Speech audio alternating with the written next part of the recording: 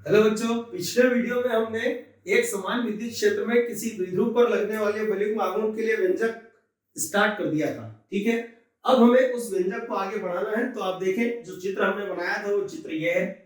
ठीक है, अब जो कुछ हमने पिछले वीडियो में देखा था उससे आगे हम चलते हैं। ध्यान से देखना, हमें बलिक आघूर्ण के लिए व्यंजक स्थापित करना है। तो डेफिनेट हम बलिक आघूर्ण की परिभाषा का उपयोग करेंगे। ठीक है, तो ध्यान से देखिएगा परिभाषा क्या होती है। तो ये परिभाषा हमने 11th में पढ़ी है बच्चों। बलिक आघूर्ण को टाउ से दर्शाते हैं। हम सुना होगा आपने, टाउ टाउ टाउ टाउ। ठीक है, बराबर क्या होता है? तो इसकी परिभाषा होती है बल का परिमाण। ध्यान से देखिएगा, बल का परिमाण। ठीक है, और बलों के बीच की लंबवत दूरी,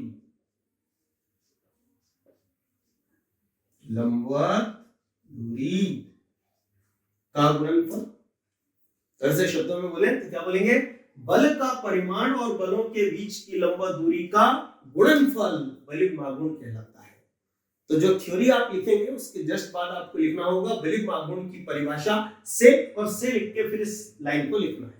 अब इस सूत्र को आप ध्यान से देखेंगे तो यह सूत्र ये कहता है कि आपको टाउ का मान ज्ञात करने के लिए दो मानों की जरूरत है। एक बल का परिमाण, तो बच्चों बल के परिमाण तो दो है हमारे पास और दोनों बराबर है, कोई सा भी रख सकते हैं। और है बलों के बीच की लंबवत दूरी। ठीक है, तो आप ध्यान से देखिएगा, या लिख के हम क्या लिखेंगे? टाउ बराबर, ये क्या लिखा?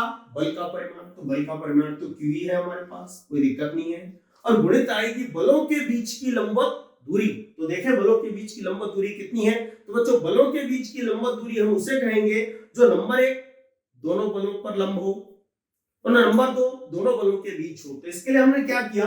बिंदु बी से ये जो रेखा है इस पर एक लंब खींच दिया और इस बिंदु को नाम दिया सी। अब ये चित्र पूरा है।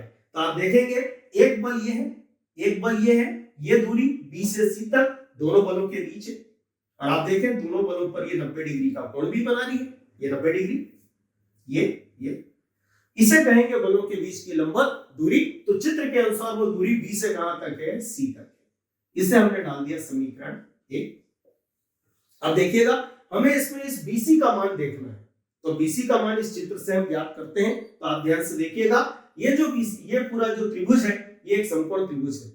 बच्चों हम चाहें तो समकोण त्रिभुज से किसी एक भुजा का मान पाइथागोरस प्रमेय से ज्ञात कर सकते हैं, लेकिन उसमें एक समस्या है कि पाइथागोरस प्रमेय से उस भुजा का मान ज्ञात करने के लिए बाकी दो भुजाएं हमें पता होनी चाहिए। तो यदि आपको BC का मान ज्ञात करना है तो BC छोड़ AB, ये तो हमें पता है 12 है, और एक AC जिसका मान हमें पता नहीं है।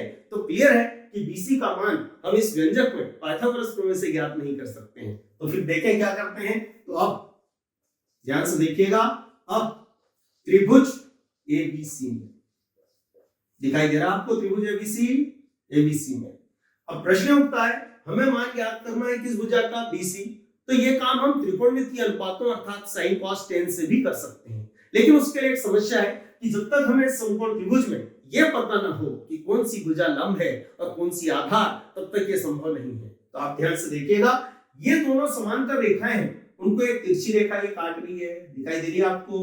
तो ये कोण और ये कोण एकांतर कोण है, आपस में बराबर होते हैं। ठीक है, तो ये थीटा, तो ये भी क्या हो जाएगा? थीटा। अरे तो ये त्रिभुज के अंदर एक न्यून कोण है।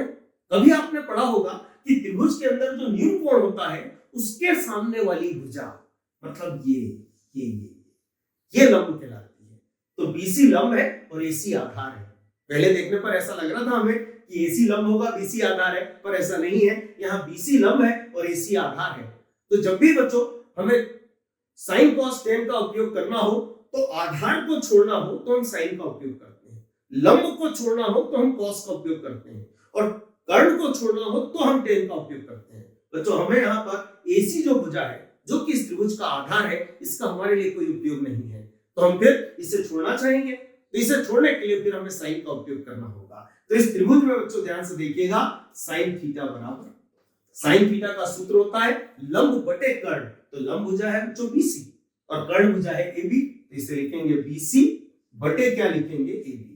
ठीक है बच्चों, हमें मान चाहिए बीसी का, तो हमने एबी का इधर क्रॉस गुणा कर दिया, ये इधर, तो उधर अकेला कौन बचनेगा, बीसी, तो उसको पहले लिख लेते हैं। तो क्या लिखेंगे, बीसी बराबर क्या होगा, एबी, और साथ में क्या आ जाएगा, साइन थीटा। ठीक है बच्चों, ये क्या लिखा है, एबी, मतलब ए से बी तक की दूरी, और चित्र में आप देखें ये दूरी 12 है, तो उस दूरी को हम यहाँ रख देते हैं। तो यहाँ लिख के हम क्या लिखेंगे, बीसी बराबर क्या होगा, बीसी बराबर 12 साइन थीटा। ये किसका मान हो गया, बीसी का। बच्चों इस मान की जरूरत किसे है, तो इस समीकरण 1 को है, तो हम ये मान किस में रख देंगे, समीकरण 1 में। तो हमें लिखना होगा बीसी का मान समीकरण फलाने, फलानी मतलब समीकरण 1 में रखने पर रख देते हैं। तो क्या लिखेंगे, टाउ बराबर, देखिएगा क्यूई गुणित में बीसी, बीसी की जगह बीसी का मान 12 साइन थीटा।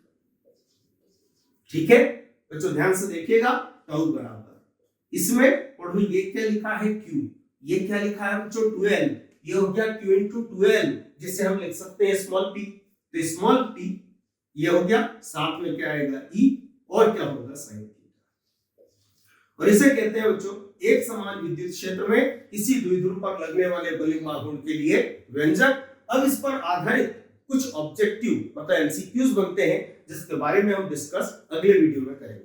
ठीक है बच्चों।